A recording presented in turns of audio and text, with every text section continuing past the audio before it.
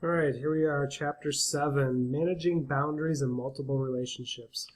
We're going to be discussing boundaries and dual relationships, multiple relationships. We're going to be discussing where our boundaries should be with sexual relationships, even non-sexual relationships outside of the therapeutic relationship.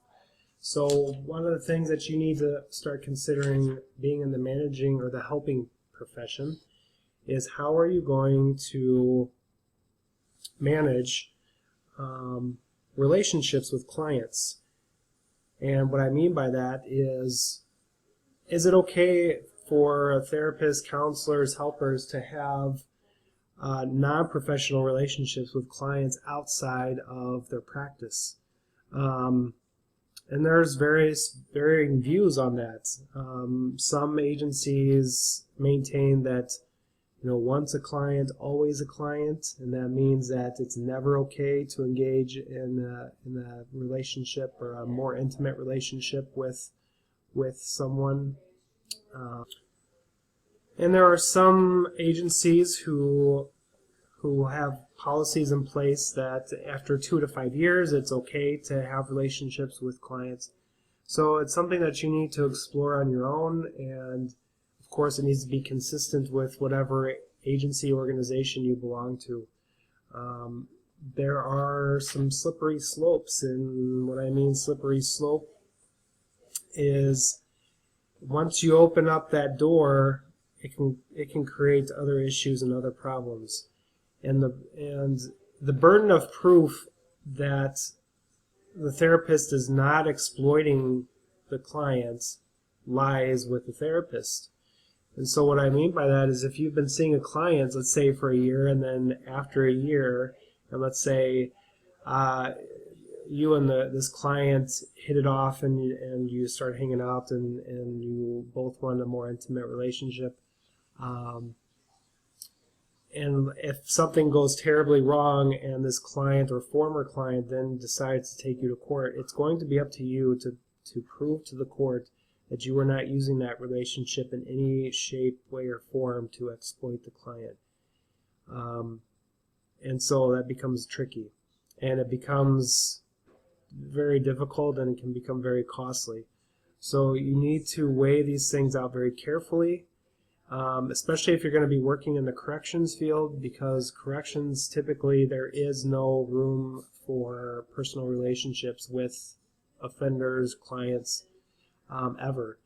It's simply because it can create so many issues even later on down the line. And I've seen it happen where current employees with different agencies I've been with have been intimate with a prison inmate or someone who's on supervision, and it costs them their career, it costs them sometimes their freedom. And so it can be a very, very difficult situation. Some people do it and it works out for them. I would say, and I would take a guess at this is just my opinion, but I would venture to guess that most of the time it does not work out the way the therapist and client or former client hopes that it works out. So, while we're discussing that, we need to discuss boundaries and also kind of like fraternization type policies. I know with working in corrections, boundaries, there's a very, very fine line of what is considered professional and what is considered too personal. So for instance, if I am outside and I smoke, I don't smoke, but let's say in this example I smoke, and a client comes outside and asks me for a cigarette or asks me for a light for a cigarette, that can be considered a violation and crossing a boundary of our fraternization policy. And that could potentially lead to disciplinary action up to termination. And so this is something that I go over with new employees, and I try to be very specific with, if you are not sure about the scenario, ask. Because if you assume the wrong thing, you're accountable for that decision. And it has happened a couple of times. and I've experienced it throughout my career, and it's unfortunate because it was never the original intention of the therapist or the helper to take advantage or exploit the client. There was something that I guess maybe there's a strong connection, and they wanted to pursue that, and unfortunately it ended badly. So anyway, enough about that. But it's important to note that there's a slippery slope that can occur when a professional therapist takes on multiple roles. So you have to be aware of that. Can the multiple relationship potentially cause harm to the client? These are questions you need to be thinking about. If harm seems unlikely, would the additional relationship prove beneficial? Can I evaluate this matter objectively? And that's important. Okay, so we tend to get into these conversations in our head, these internal conversations, and we start bartering with each other, which refers to exchanging professional therapeutic services for goods or services in lieu of money. But we can also do that inside of our head and barter with ourselves to justify these relationships. This definition of bartering is something completely different and completely unacceptable in the field, where we provide services for someone in exchange for goods or services. I have not found that is acceptable, at least in the corrections field.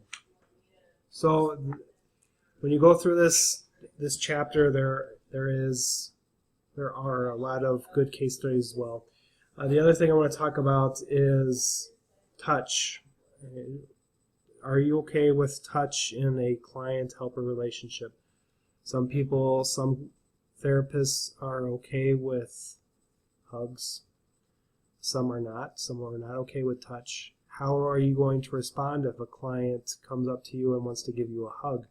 Are you going to deny that hug, or are you going to allow them to hug you? So those are some things to think about.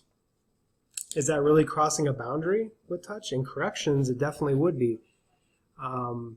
It's not okay for a client and a helper in the corrections field to exchange any type of touch except for a handshake, because when we're talking about corrections clients, it's a different population. When we're serving a higher risk, higher need population, manipulation tends to be very prevalent in that type of population, and so a lot of times people will use that touch, that physical touch, to break down barriers, break down kind of the wall, or try and skew things in order to manipulate staff. So, and that's very common as well. So those are some things to think about. What happens if you cross the boundary? Another thing to think about is practicing in a small community. All right, seeing people out and about in the community that you are in a professional relationship with. They see you. Now, typically in a helping relationship, if you see someone out in the community that you're helping, you don't acknowledge them, because by acknowledging them, you can potentially violate their privacy. Because if you're with someone that knows that you're a counselor or a therapist, and you acknowledge that person before they acknowledge you, that person can reasonably and logically assume that you know that person from work, if they know you at all. So it's important that if you see someone out and about in the community, they acknowledge you first, and then you can interact with them by keeping it brief. But we, under no circumstances, initiate any type of acknowledgement to a client when we see them in the community. And we're upfront about that, because we don't want to come off as rude or disengaged with a client if we see them out with their families at Walmart and we just walk by them and ignore them if they haven't acknowledged us. So it's important that that discussion is takes place with the client up front. All right.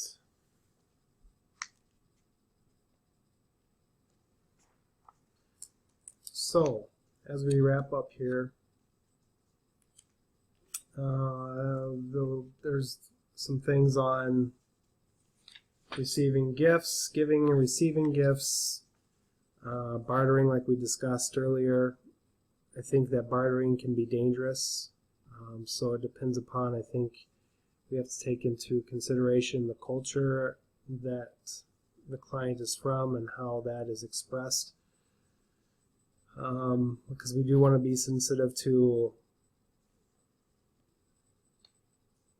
people's cultures.